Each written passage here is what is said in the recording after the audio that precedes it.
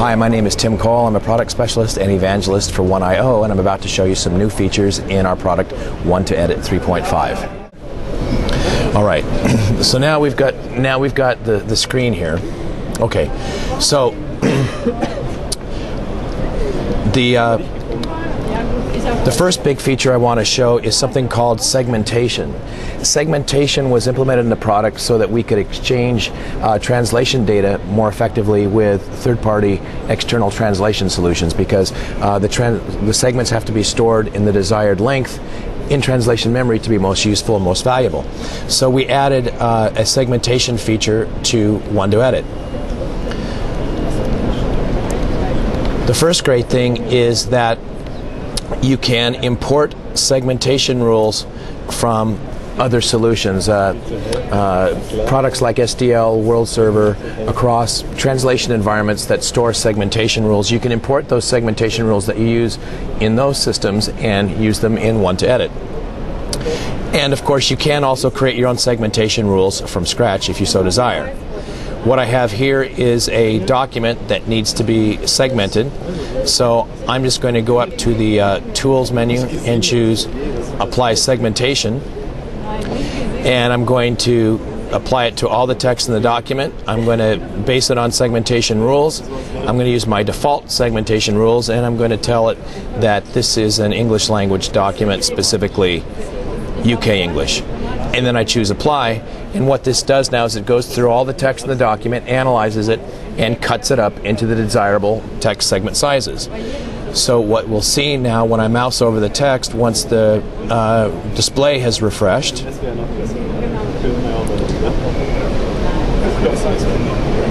and you can edit this delay out because it's so slow here on this internet connection. So now when I've got my selection tool selected, I mouse down, and you can see now that that paragraph has been cut up into sentence length segments. So that's the first new feature. The next new feature I want to show is our new image editing capability. I'm going to select that image there, and I can perform various operations on it. I could replace the image with another photo, or I could adjust its position within the image frame, its rotation and scale. And I could do that either visually, just using my cursor and clicking and dragging, or I could also use these numerical values here to control the rotation, size, and position. I also have access to InDesign's cropping and fitting options as well.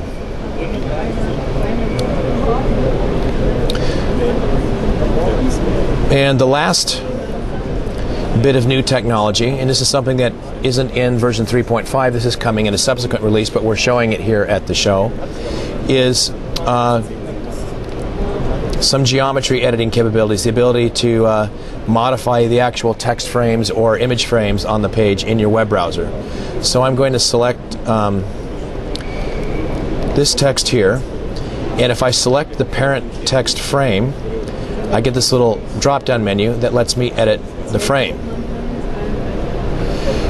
So if I decided I want to make this text frame a little bit larger to accommodate a little bit more text, I could pick it up and move it like so, and then if I click there and tell it not to scale the content, I can use this just to make the text frame a little bit deeper